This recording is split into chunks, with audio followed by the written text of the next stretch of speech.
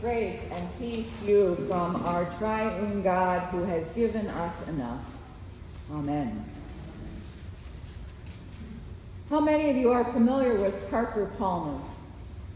He's a Quaker and he's a Christian author and he's written great books on vocation and teaching and faith. Parker Palmer shares this wonderful story about when he was a passenger on an airplane. He writes, the airplane pulled away from the gate, but then taxied to some remote corner of the airfield and stopped. You might know the feeling. The plane stops, and you look out the windows, and you see you are not on the runway, and the engines wind down, and your heart sinks.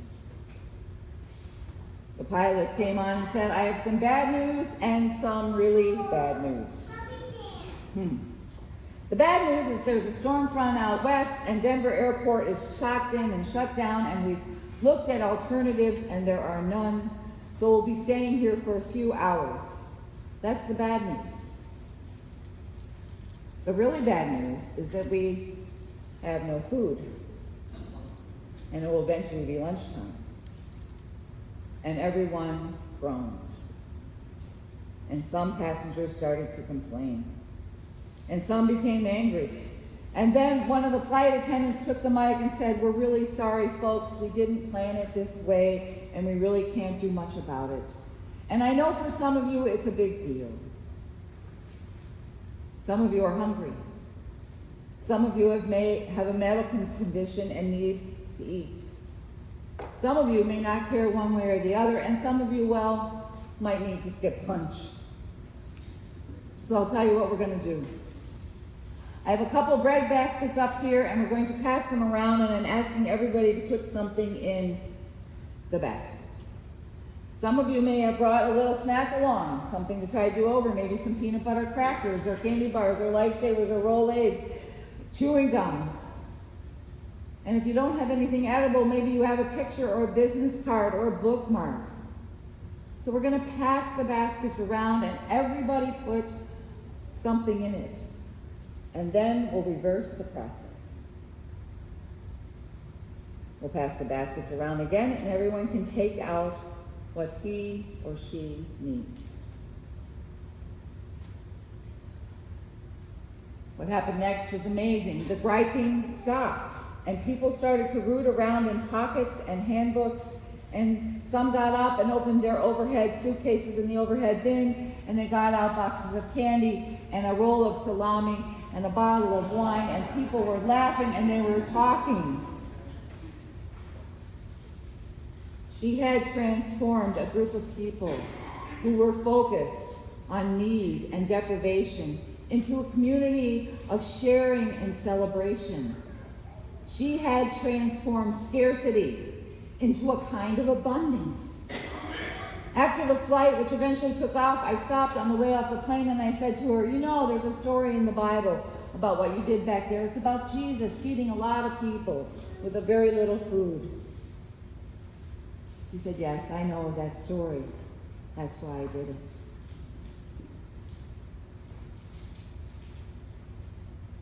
This feeding of the 5,000 on my stole. It's one of these pictures on the stole.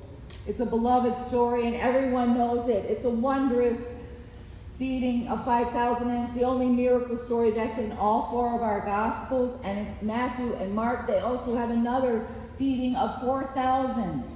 This is about a generous and abundant God. Did you hear the beginning? Right before this happened, Jesus had learned that his cousin, John the Baptist, had been killed. And he was overcome with grief and sadness, and he goes off to a deserted place to be alone. But the word gets out, and a lot of people soon walked to the lake, and people kept coming to Jesus with all their needs. And so today we find Jesus is functioning from a place of his own deprivation and emptiness. Yeah. But when Jesus saw them and saw their many needs, he was overcome with compassion. He began healing the sick, tending to their needs, sharing his presence with them. Jesus acts out of a place of compassion. generous with his time, giving of himself even when he's empty. And then evening comes and the disciples come to Jesus and says, we're out in the country and it's getting late. We don't get this tone. It's kind of like writing a text sometimes when we're reading this gospel. We don't know the tone behind it. But can you imagine? Send these people home so they can go to their villages and get some supper. Disciples don't want to bother them. They care about their own needs. And Jesus said, no need to dismiss them. You give them supper. You feed them. Yikes! They protest. We don't have enough. All we have are 5 loaves of bread and 2 fish. What is their belief? What is their attitude? What is your attitude? You think we don't have enough. We don't have enough. We aren't very much. You and I often give out of an attitude of scarcity. We worry that we won't have enough. Or we believe we ourselves aren't enough. Advertisements bombard us and tell us, you need to buy this, you need to have this, you need to look like this. How you are is not good enough. And then we believe we're inadequate, or we're not important, and we don't believe we are enough. And we can't get enough affirmation or accolades. We think no one's going to be there for me, so I'm just going to have to fend for myself. Fear. Fear abounds. And you know what fear does. Wasn't that long ago when gas prices were over $4 a gallon? And you know what? I still saw cars driving on the road. The economy had tanked, but that line of Portillo's wasn't any shorter. James Buchanan writes, the reality is the world's resources pour into the United States, and we as Americans grow more and more wealthy, and money is becoming a kind of narcotic for us. And we hardly notice our prosperity or the poverty of so many others. What holds us back from freely sharing what we have? What holds you back as an individual? What holds us back as a community, as a nation? I believe that one of the things that dampens our generosity is fear. What if there's not enough to go around? Enough food, enough water, shelter, medicine, enough land, enough natural resources. We've got refugees coming from Africa, Asia, Middle East, Latin America. And I realize there's other political ramifications, but I think underneath it all, we wonder, what if there is not enough? And when we live out of that place of scarcity, you can never have enough. But you know what? You and I have a choice. We can follow this gospel of scarcity that promotes the appetite for more consumption, more materialism. However, this is not the gospel that you and I are called to follow. We have the opportunity. We have the privilege to follow the gospel of abundance, this gospel that Jesus has demonstrated today, the abundance of God's grace and gifts.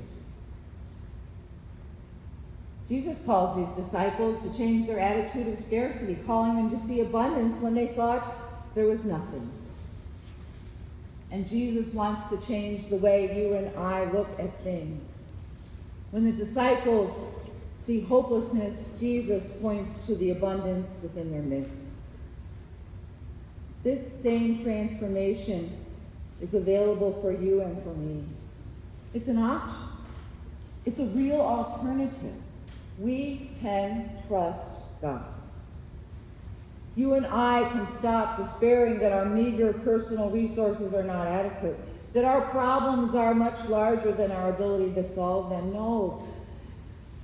We can stop despairing that we don't have enough time or money or energy or imagination to meet the challenges that we face this week as parents, spouses, at work, or in our families.